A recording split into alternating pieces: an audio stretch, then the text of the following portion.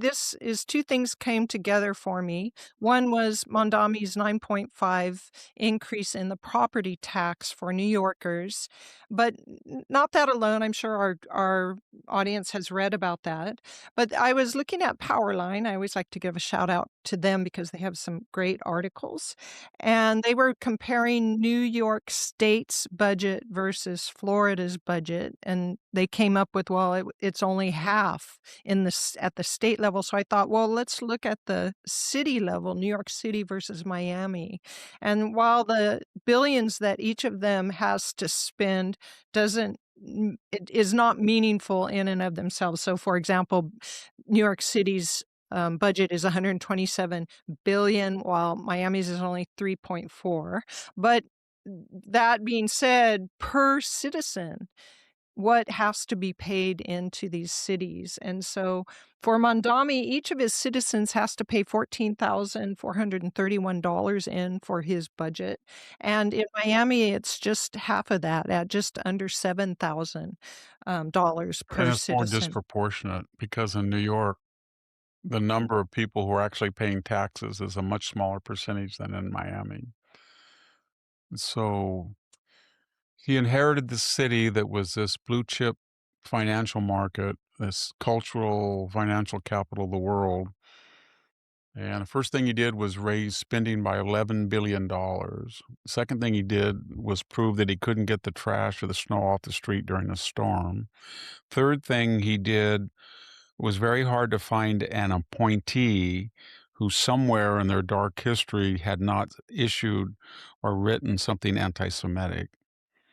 And all he does is smile and try to be. He's basically his message is, "I'm not Lenin and Trotsky or Stalin. I'm the nice, happy face communist, and you're going to like me, and you're going to like my communism. And we're all going to get along." And he's going to. I mean, if you're in New York, if you're in California, you got a choice. If you're in California and this billionaire tax passes, and you've got to come up with $50 million, you're going to flee. If you're in New York and they're going to raise your property tax on these multi-million dollar buildings, you're talking could be 20 or 30 or 40, 50 million more a year, then you're going to flee. Get out. If you don't, they're just going to keep doing it. They're going to keep targeting you because they have an idea. I don't think people realize that. The socialist mind, I knew a lot of socialists in the universities and some friends of mine, and they always think that the whole core of socialism is I work hard and no one knows how I suffer at my job as a nurse, as a farm, whatever. And I believe in the labor theory of value. Why is it that when Victor had a PhD, but he was pruning vines and he was only making $4 an hour? I was for 3 years. And then all of a sudden, 5 years later, he's an academic and he's sitting in between classes and having coffee and he's making $50 an hour. That's not fair. And then so they don't think about supply and demand, expertise, educate, nothing. And somebody would say, well, when Victor was pruning vines, a lot of people could not only prune them, they could probably prune them better.